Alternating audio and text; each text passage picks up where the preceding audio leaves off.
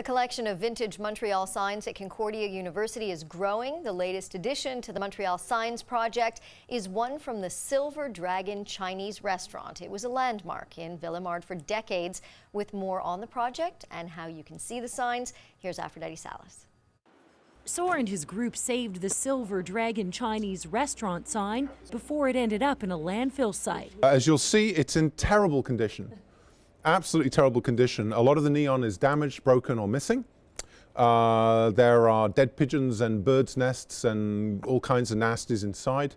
A lot of the paint is peeling. They know when it was built, almost exactly 60 years ago, but there's so much more to discover. Who built the sign? Who were the artisans who designed all this open channel neon lettering and then placed all the neon in it? Who painted the dragon that we can see over here that's fading? The iconic signs can be found on almost every floor of Concordia's Communications and Journalism building. It all started with the Warshaw sign about 10 years ago. The signs that we collect are the ones that really nobody else is interested in. So they've been taken down or they've been abandoned. A business has closed down. And we're really just there to catch them if they fall. If somebody else has better ideas, that's fantastic. But we do what we can when we can with about zero budget. This one was on Villeray East, a piece of neon art, as Soar explains it. The neon gave the impression of the bicycle actually rotating, the wheels rotating. Soar says the Shine Art sign is of extraordinary quality. He says the metal work would have taken a long time to complete.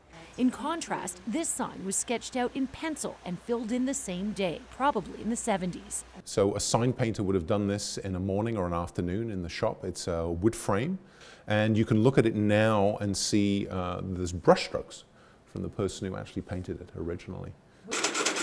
They're also working on vintage flight boards from Mirabel Airport. I've silk screened a bunch of the flaps that were missing, and now we've got them close to operational.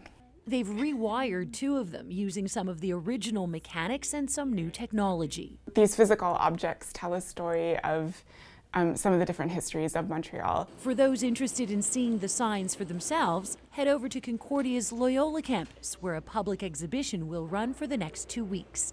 Aphrodite Salas, CTV News.